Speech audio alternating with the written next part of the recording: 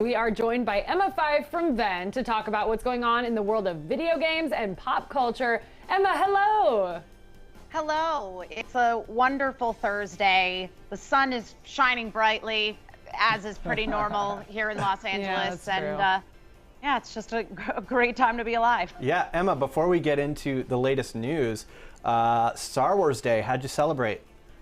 Oh, well, on Star Wars Day, I, of course, rocked a Baby Yoda, or we now know Grogu shirt. I also created a TikTok for Venn's account, wherein they basically made fun of me for being the theater kid who just has costumes laying around in my closet. And one of my neighbors saw me outside in a Mandalorian helmet. Well, that's fun. So, you know, the usual. The usual. So what was different about that than every other day of the week? No, I'm just kidding. Literally could have been any Tuesday. We love that. So Emma, here at a local television station, we are used to disputes with big cable networks carrying our programming, Dish. Dish. But now that issue seems to have found its way into the world of streaming platforms. What is a cord cutter to do? What is going on? Oh, man, so yeah, it's a big deal right now because Google and Roku, they are at odds with one another. Roku has announced that they are no longer going to have the YouTube TV app owned by Google. And if you currently have the app downloaded on your Roku TV, you can still keep it, but if you delete it, you won't be able to get it back. Ouch. It will still work, but again, just don't delete it. Both parties say that their inability to reach an agreement regarding YouTube TV was to protect customers. Oh, Always. okay. Oh, well, thank you. Always to protect customers. Thank you to them for protecting us by making it less convenient to watch the things that we want to watch. I don't know if this is true, and maybe you've heard of this. I heard this dispute kind of stemmed from like YouTube TV's placement on their like tray, and that they wanted to be higher up or something on they were really aggressive. It was like they were aggressive about it, weren't they? Yeah, well, and I think too, so just to clarify, it's the YouTube TV app. It's not the YouTube app itself. So you can still watch YouTube videos on your Roku no matter what. It's just their YouTube TV service, which starts at, I think, $65 a month. So the whole issue here is that you have all of these people who are making this transition into not paying for cable and then basically just paying for cable again by paying for all of these different subscription services. But you're taking away that TV element. In my opinion, I don't really fully get why Google would do this, but Roku's also had issues in the past with like Amazon. They do not have the Twitch app on Roku TVs. They also, it took them a really long time to get HBO Max. So, you know, the whole world of streaming platforms, it feels like all of the people who are behind these streaming platforms would want them to be available on every kind of streaming device. Yeah.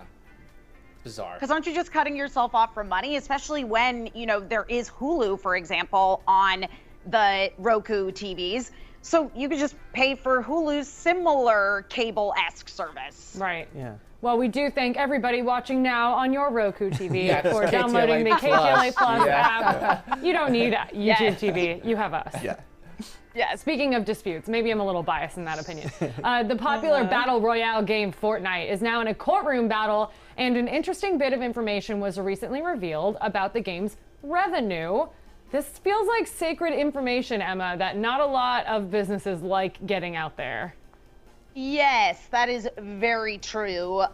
Because if you look at it this way, obviously this is in reference to the ongoing battle between Epic Games and Apple, a little tech company you might have heard of before.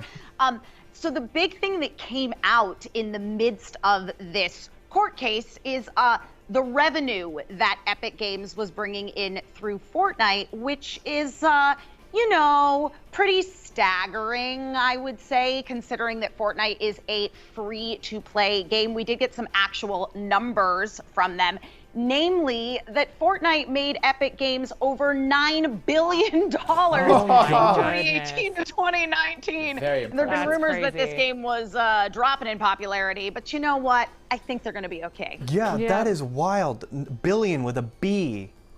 Yeah. And the game's free. The game's Yeah. So It's is a that free skins game. Yeah. and what other? What Yes. are the? Where's the Skins, money yeah. coming from? Brand deals. I mean, you know, they've got performers like Travis Scott did a concert in Fortnite. Yeah. Like Fortnite is doing just fine. The thing that's interesting about this is when this whole lawsuit came about is that Epic Games was trying to brand itself as like the cool indie kids that were fighting against the man being Apple, and they even went so far as to make a parody of Ridley Scott's 1984 Apple commercial, wherein like Apple was the corporate overlord and Fortnite were like the cool kids rising up against them. But really, this is a case of like Godzilla versus Mechagodzilla. There are no small fries in this battle. I had a lot of friends that would play Fortnite, and I've started calling it commercial the game. Because as you mentioned, it's like all brand deals now. It's like, hey, get the new skin. It's Batman. Hey, we've got Deadpool now. We've got like athletes and things. It's so bizarre what they're doing on that game. Yeah, and I mean, that's the thing is that like Fortnite at this point is beyond just a game. It's very much its own kind of social cosmos unto itself with all the different things that they do in there, like the concerts. They had an animated shorts film festival, and just in general, it has become like an intersection of all pop culture rather than simply a game where people are running around trying to shoot each other with super soakers and all manner of weaponry. Yeah. Nerf guns. Yeah. Well, Emma, I cannot stand all the fighting. Roku and Google, Epic and Apple. It seems like the only ones not battling, ironically, are Pokemon. They're always fighting, but correct. now they're not. Tell us about this new relaxing take from the Pokemon franchise. Yes, so they are not fighting anymore. You know, if you're feeling burnt out from work or school or even from another video game, Nintendo, they've truly got the remedy, which is the new Pokemon Snap, which recently released and is this spring's family friendliest of games. Instead of capturing and battling Pokemon, which, you know, when you think about it is sort of like, it's a little dogfight-esque. Like if you think too hard about it, you're like, Pokemon's kind of horrifying actually. Pokemon Snap asks players to take pictures of Pokemon in their natural habitats. So it is a great way to, you know, get into some hobbyist photography or gaming in a non-violent way. Just, you know, zen out and find your happy place as an adult. I love it. It gives me like Sorry, Bob. It gives me No, like go Animal ahead. Crossing vibes. The way it's Yeah. like relaxing, and even the animation, the way the characters look and whatnot. Yeah, I will say a lot of my friends who are playing it have mostly managed to just snap pictures of like Pokemon's butts because, you know, they're in their natural habitat. You can't control what they do. They're running around. This is actually. I'm sorry, Bobby. You have to say something. I'm sorry, but I remember this being like a subplot or like in the actual game. I used to play on like my Nintendo, and I remember you used to be able to take pictures of it. It wasn't like the theme of the game, but it was like a little subplot. Now this is a whole game on its own. I think that's interesting. Yeah, it is. Well, and I mean, this is an updated version. It's not really a sequel to per se of the original Pokemon Snap, which was on N64.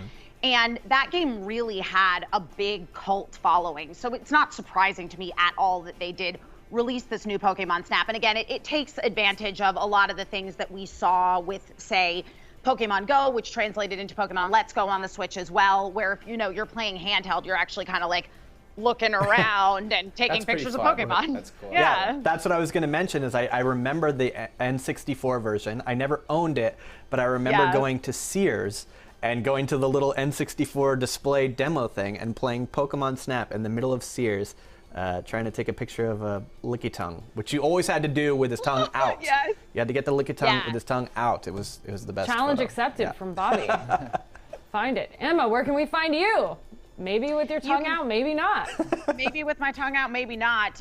You can find me over on then.tv. Interestingly enough, we're also on Roku TV. I know. Check out Then there. Also, be sure to check out Then Download, Then Esports, and Then Plays on YouTube. And I'm at Emma Fife, everywhere Emma Fifes are sold. And you know, we think that maybe it's a good idea if you just hold the button down on your Roku and adjust the menu so that KTLA Plus and Ven are right at the top. Forget YouTube TV, forget the top billing argument. We know which two you want. It's true. Emma Five, It's thank true. you. Thank you for having me. We'll be right back on 5 Live.